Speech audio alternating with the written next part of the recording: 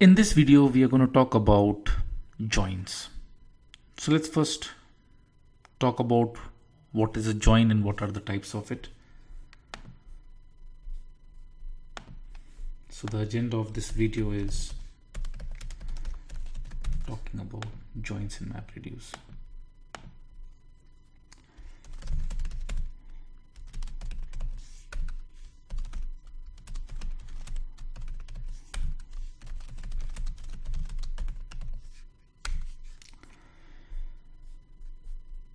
Now, join comes from RDBMS world, where let's say typically you would have two data sets.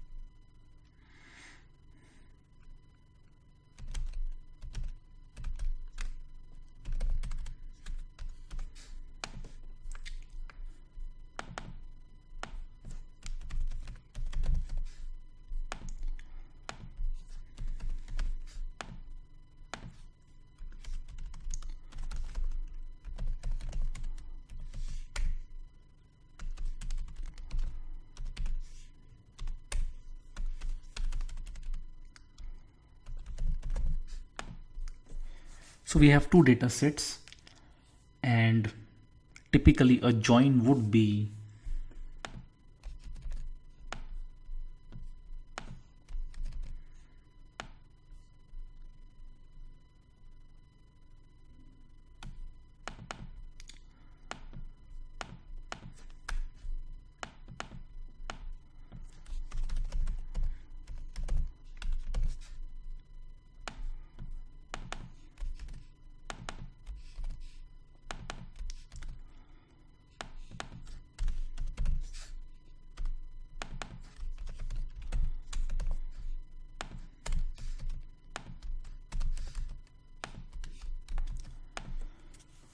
so bringing two data sets together based on a certain key, or stitching them based on a certain key, is the idea of join. It's needless to explain that, because that's something has existed since the very beginning of RDBMS. In this particular video, we are going to talk about how do you go about performing a join in MapReduce. How do you go about performing a join in MapReduce? But before we go any further, an important point to remember is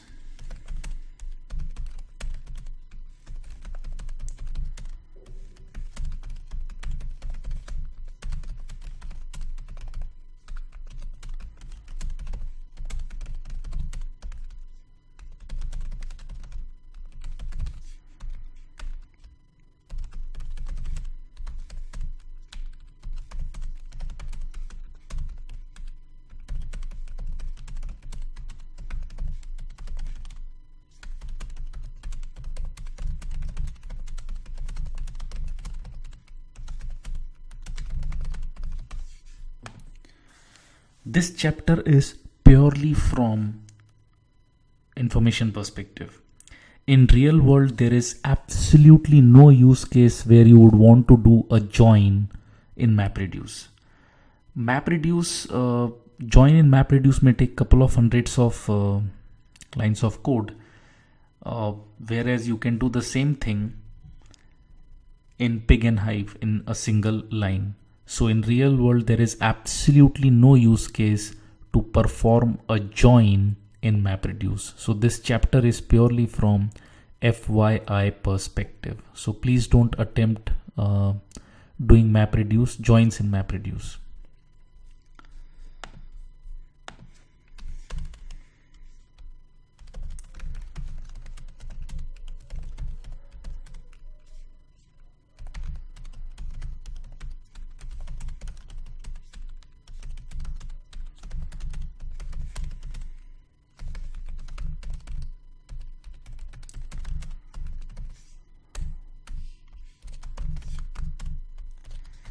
this chapter.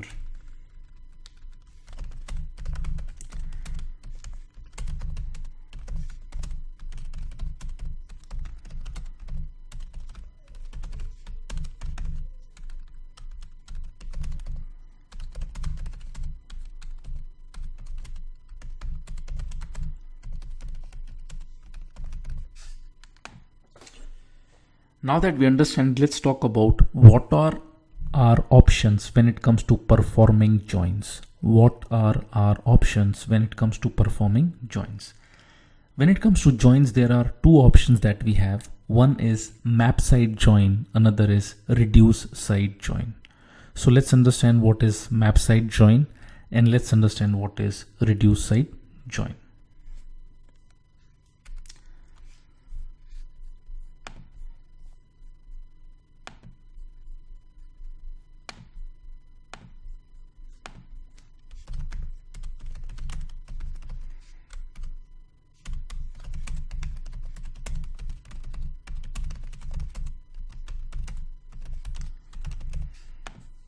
In map side join, the join would be performed in the mapper itself. Let's look at that.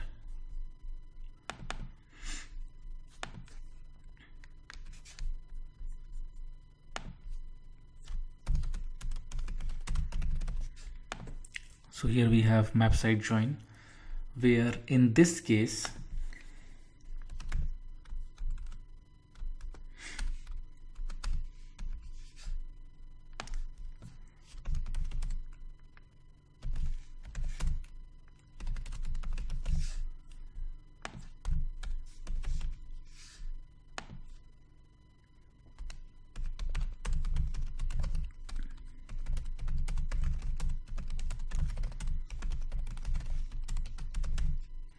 so you will pass list of cities in a distributed cache and you will load them in a list.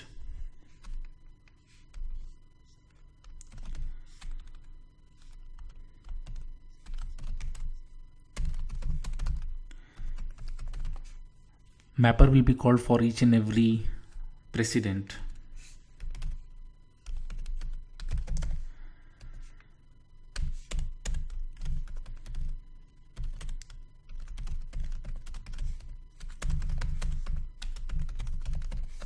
We will simply replace location ID with location. So everything is done in the mapper itself. So the output of this particular operation from the mapper itself will turn out to be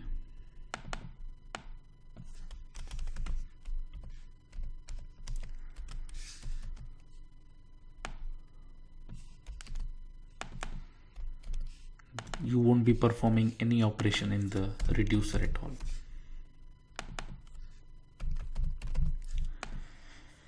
That is how joins would work in the mapper side. That is how joins will work in the mapper side. There are a couple of important notes related to mapper side. Map side joins.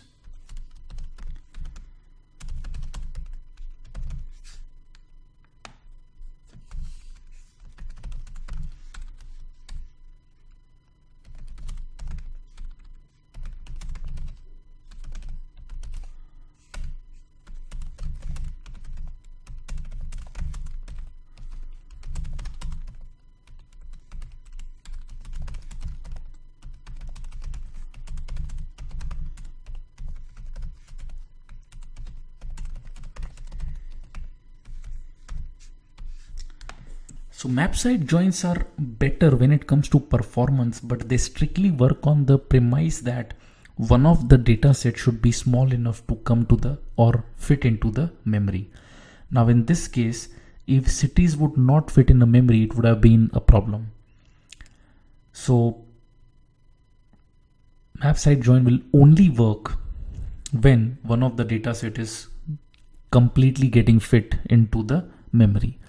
Other way to do this, if city was big enough, is break the city list into multiple variables and iterate them through each and everything.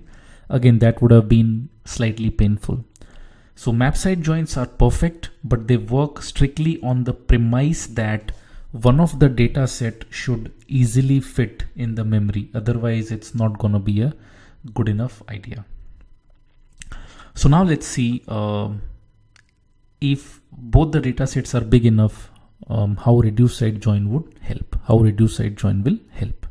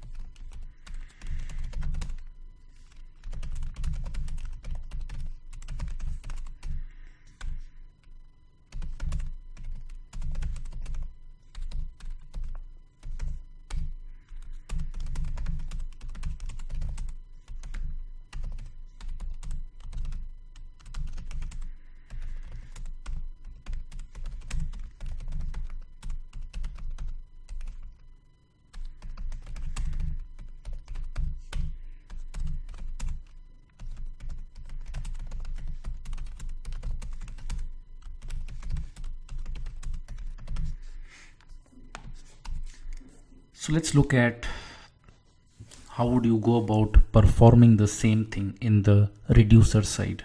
So map side joins are great, but they will work only on the premise that one of the data should be loaded in the memory. Now let's talk about how would we go about doing this in the reduce side. How would we go about doing this in the reduce side?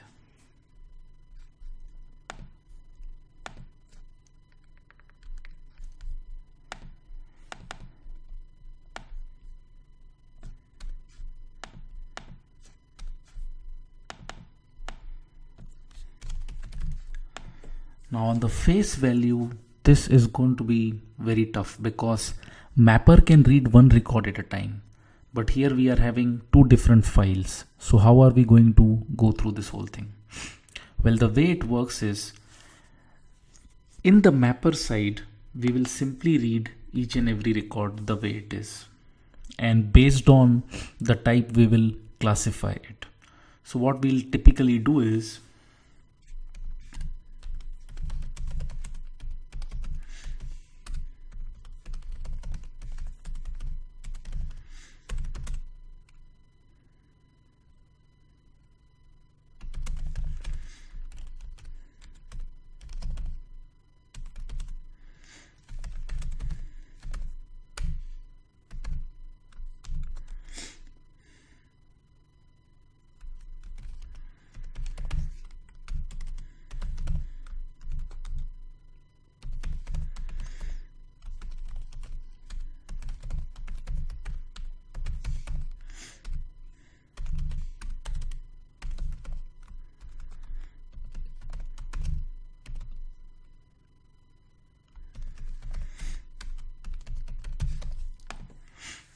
so depending on the type, how will we identify the type? Based on certain fields. So if the first field is an integer, probably then it's a city. Based on that, if it's of type precedent, we will then emit city ID comma precedent, else we will emit city ID comma city object. Now what we get at the reducer side is city ID. So let's say it's 01, and here we'll have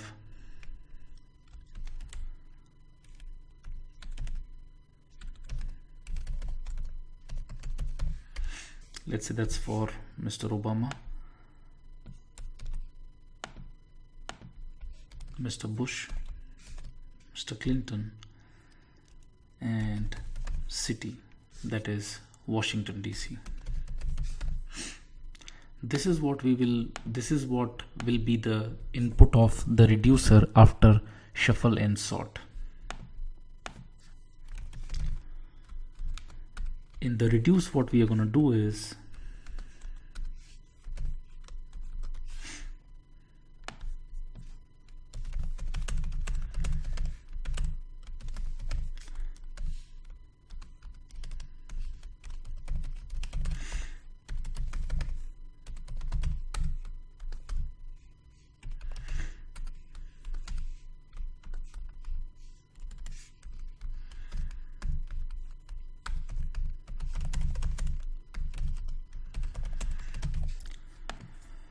what we're going to do in reduce is we will iterate the values. If it's of type city, we'll extract the city name, else we'll just populate a new list called president.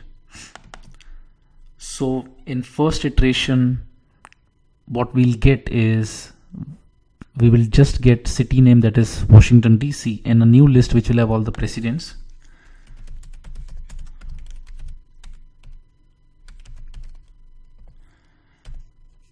Then for each president,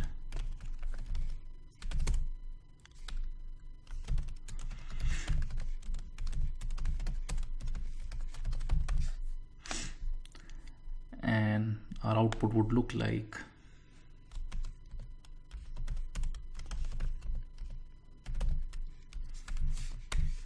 for the first iteration.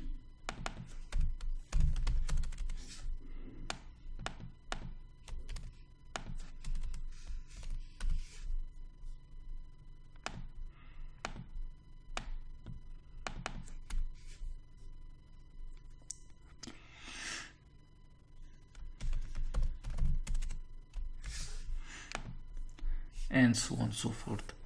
So this is how you go about performing. This is how we go about performing the reduce side join. So what we've seen is we've seen map side join and we've seen reduce side join. In reduce side join, we use shuffle and sort to ensure that the same key goes to the same, or all the values are wired with the same key, and we get all the presidents as well as the city, and for each president we'll just replace the city ID. This is how you would go about performing the reduce side join.